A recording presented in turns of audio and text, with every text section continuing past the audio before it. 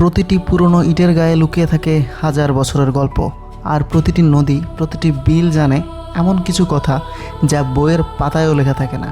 আজ আমরা এসেছি নওগাঁর এমন দুটি জায়গায় যেখানে ইতিহাস প্রকৃতি একসাথে নিঃশব্দে বেঁচে আছে। এই যে রাজবাড়িটা দেখতে পাচ্ছেন, এটা মূলত বলা হয় দুবলাহাটি রাজবাড়ি। এখানে আমার উচ্চারণে একটা ভুল হয়েছে, সেটা হচ্ছে এটা দুবলাহাটি না, এটা হবে দুবলহাটি। তবে পুরো ভয়েস ওভারটাই দুবলাহাটি বলা হয়েছে, তো এটা ক্ষমার দৃষ্টিতে দেখবেন এবং যেটা দুবলাহাটি বলা হচ্ছে সেটাকে দুবলহাটি হিসেবে বিবেচিত করবেন। এটা প্রায় 200 বছরের প্রাচীন স্থাপনা। নওগাঁ জেলা সদর হতে আনুমানিক 7 কিলোমিটার দক্ষিণ পশ্চিমে এই দুবলাহাটি রাজবাড়ি অবস্থিত। দুবলাহাটি রাজারা স্বীয় আবাসিকতা ও রাজকার্য পরিচালনার জন্য দুবলাহাটিতে নির্মাণ করেন এই দ্বিতল বিশিষ্ট সুদৃশ্য ও সুবিশাল রাজপ্রাসাদ। তৎকালীন জমিদার রাজা হরনাথ রায় চৌধুরীর সময়ে এই বাড়িটির ব্যাপক উন্নতি সাধন হয়। দুবলাহাটির জমিদার ছিল সিলেট, দিনাজপুর, পাবনা, বগুড়া, রংপুর ও ভারতের কিছু অংশে। এখানে দেখতে পাবেন এই দালানগুলো প্রায় ভেঙে গিয়েছে, কিন্তু একসময় ভেবে দেখেন এই জায়গাতেই রাজা বাদশাহ এবং তাদের রানীদের পদচিহ্ন ছিল। তারা এখানে বিচরণ করতেন। হয়তো আজ এখানে রাজা নেই রাজকীয় আয়োজন, কিন্তু দেয়ালগুলো আজও দেখেন ইতিহাসের সাক্ষী হয়ে দাঁড়িয়ে আছে। কিছু জায়গা আসলে চোখে দেখা যায়, আবার কিছু জায়গা অনুভব করতে হয়।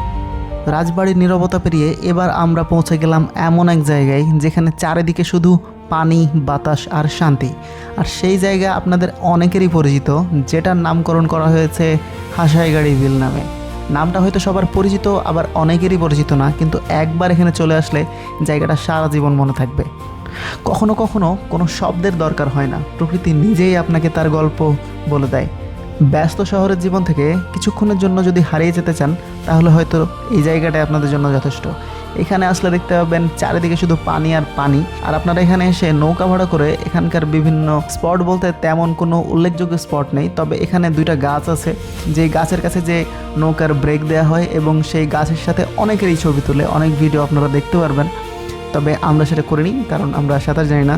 আপনারা এই জায়গায় আসলে অবশ্যই আপনাদের বিকালে বা সন্ধ্যার আগে আসতে হবে। আর আরেকটা জিনিস মাথায় রাখবেন, বিকালে বা সন্ধ্যার আগে, যেটা পিক টাইম এই জায়গার, সেখানে কিন্তু অনেক ক্রাউড হয়, কারণ ওই টাইমেই সবাই যায়।